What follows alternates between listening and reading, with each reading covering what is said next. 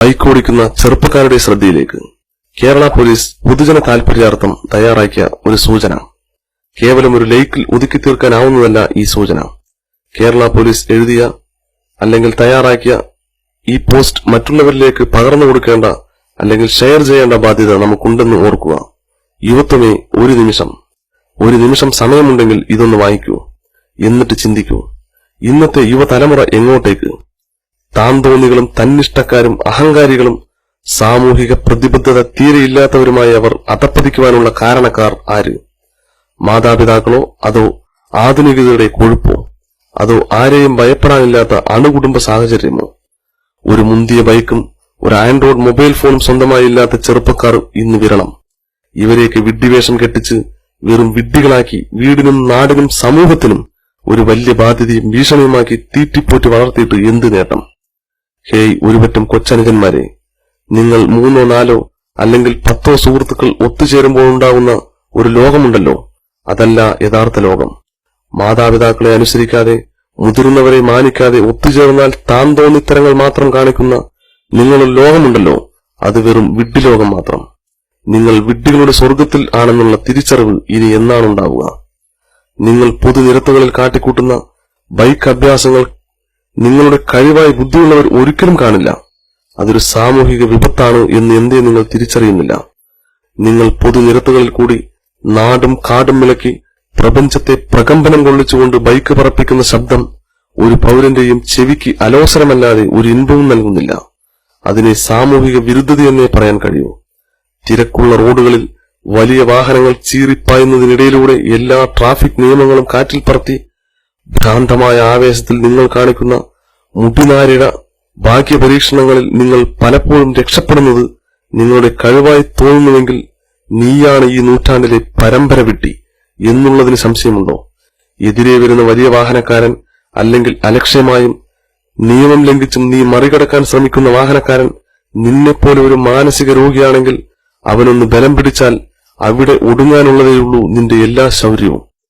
നിന്റെ കൂടെ എല്ലാ തോന്നിയവാസത്തിനും എല്ലാ കൊള്ളരുതേമയ്ക്കും നിനക്ക് കൂട്ടുനിന്ന് നിന്നെ പ്രോത്സാഹിപ്പിച്ച നിന്റെ മാതാപിതാക്കളെക്കാൾ ഉടപ്പിറപ്പുകളെക്കാൾ ഒരുപക്ഷെ നീ സ്നേഹിച്ച കോലം തിരിഞ്ഞ ആണാണോ പെണ്ണാണോ എന്ന് തിരിച്ചറിയാൻ കഴിയാത്ത വിധത്തിലുള്ള നിന്റെ role model freak and friends ഉണ്ടല്ലോ, അവർ കരയും നിന്റെ വിയോഗത്തിൽ. എത്ര ദിവസം എന്ന് നിനക്കറിയണോ? അങ്ങേയറ്റം പോയാൽ 3 ദിവസം.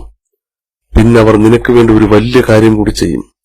നീ തെരുവീതിയിൽ മരണം ഇരന്നു വാങ്ങാൻ പോകല്ലേ, അതിനു മുൻപ് നീ അതുകൂടി അറിഞ്ഞിട്ട് പോയിക്കോ.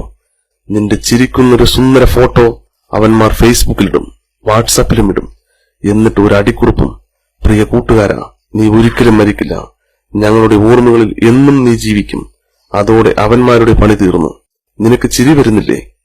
അവന്മാരുടെ ഓർമ്മയിൽ നീ ജീവിക്കുമെന്ന് കേട്ടിട്ട് ലഹരിക്ക് അടിമപ്പെട്ട് മസ്തിഷ്കം മരവിച്ച് കഴിയുന്ന അവന്മാർക്ക് ഓർമ്മ പോയിട്ട് പോക്കണം പോലുമില്ല എന്നുള്ളത് നീ ഓർക്കുക. മറ്റുള്ളവരെക്കാൾ നന്നായി അവരുടെ സന്തത സഹചാരി എന്ന നിലയ്ക്കുള്ള നിനക്കല്ലേ കൂടുതൽ അറിവ്? സോഷ്യൽ മീഡിയകളിൽ നിന്റെ ചരമവാർത്ത ഫോട്ടോ സഹിതം വൈറലാകുമ്പോഴും നീ ഒരുപക്ഷെ മുൾമുനിയിൽ നിർത്തിയും നിരാഹാരം കിടന്നും ഭീഷണിപ്പെടുത്തിയും അവസാനം ഗതികേട് കൊണ്ട് വകതിരിവാകാത്ത നിന്റെ ചെറുപ്രായത്തിൽ നിനക്ക് ബൈക്ക് വാങ്ങിത്തരാൻ നിർബന്ധിതരായ നിമിഷത്തെ, അല്ലെങ്കിൽ കൂട്ടുകാരന്റെ ബൈക്ക് ഒരു വേള കടമെടുക്കാൻ നിനക്ക് തോന്നിയ നിമിഷത്തെ ശപിച്ചുകൊണ്ട് നിന്റെ മാതാപിതാക്കളും നിന്റെ ഉടപ്പിറപ്പുകളും തലതല്ലി കരയുന്നുണ്ടാവും. വീടിനുള്ളിലെ ഏതെങ്കിലും കോണുകളിൽ സങ്കടത്താൽ കണ്ണീരിനു പകരം ചങ്ക് പൊട്ടി ഒലിച്ച രക്തം അവരുടെ കണ്ണുകളിൽ കൂടി ഒലിച്ചിറങ്ങുന്നത് കാണാൻ കഴിയാതെ നീ അകലെയുള്ള ഏതെങ്കിലും ഒരു ഹോസ്പിറ്റലിന്റെ മോർച്ചറിയിൽ പോസ്റ്റ്മോർട്ടം ടേബിളിൽ വിജയശ്രീലാളനായി നെഞ്ചും പിരിച്ച് തല പൊട്ടിത്തകർന്ന് ചെവിയിലൂടെയും മൂക്കിലൂടെയും വായിലൂടെയും ചോര വാർന്നിറങ്ങി കണ്ണ് പുറത്തേക്കുന്തി ഇറങ്ങിയവനായി വീണ്ടും ഒരു അറുത്തുമുറുക്കലും പ്രതീക്ഷിച്ച് ധിക്കാരിയായിരുന്ന നീ നിസ്സഹനായി മലവണ്ണങ്ങനെ കിടക്കുന്നുണ്ടാവും. ജീവിതത്തിന്റെ സൗരഭ്യത്തിലേക്ക്, ഉത്തരവാദിത്തങ്ങളിലേക്ക്, വിവാഹ കുടുംബ ജീവിതത്തിലേക്ക്, ജീവിതം എന്തെന്ന് ആസ്വദിച്ചറിയാൻ തുടങ്ങുന്നതിന് നാഴികകൾ മാത്രം ബാക്കിയായിരിക്കും നിന്റെ അഹങ്കാരവും അഹംഭാവവും നിന്റെ നിക്ഷേധാഭാവവും ഈഗോയും കാരണം അകാലത്തിൽ മരണം നിരന്നു വാങ്ങിയ പരമ്പര വിദ്യയായ നീ അങ്ങനെ കിടക്കുന്നുണ്ടാവും.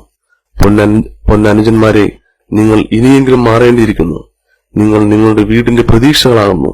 വാർദ്ധക്യത്തിൽ നിങ്ങളുടെ മാതാപിതാക്കൾക്ക് താങ്ങും തണലുമാകേണ്ടവരാണ് നിങ്ങൾ. അവരെ തീരാ ദുഃഖത്തിലാക്കി അകാലത്തിൽ തെരുവിൽ ഒടുങ്ങേണ്ടവർ അല്ല നിങ്ങൾ. ഭ്രാന്തമായ ആവേശത്തിൽ മുൻപിൻ നോക്കാതെ നിങ്ങൾ പായുമ്പോൾ അപ്പോഴും നിങ്ങളുടെ ബൈക്കിന് 2 ചക്രങ്ങളെ ഉണ്ടാകൂ എന്നോർക്കുക. ശ്രദ്ധയിൽപ്പെടാത്ത ഒരു ചെറു കല്ല് മതി നിങ്ങളുടെ അവസ്ഥ എന്നേക്കുമായി മാറ്റിമറിക്കാൻ. ട്രാഫിക് നിയമങ്ങൾ കർശനമായും പാലിക്കുക. നിരത്തിൽ അഹംഭാവവും അമിത വേഗവും അവഗണിക്കുക. വിധിയെ പഴിക്കാൻ വരട്ടെ, അതിനു മുൻപ് ഒന്നോർക്കുക, നിങ്ങളുടെ ജീവന്റെ സൂക്ഷിപ്പുകാർ നിങ്ങൾ മാത്രമാണ്. മറ്റുള്ളവർക്ക് ഒരു പരിമിതികളുണ്ട്. പല നേർക്കാഴ്ചകളുടെയും അനുഭവങ്ങൾ മനസ്സിൽ ഉറങ്ങുന്നതിന്റെ അടിസ്ഥാനത്തിൽ എഴുത്തിൽ അല്ലെങ്കിൽ വായനയിൽ അല്പമെങ്കിലും അമർഷവും രോക്ഷവും വന്നിട്ടുണ്ടെങ്കിൽ അത് സ്വാഭാവികം മാത്രം.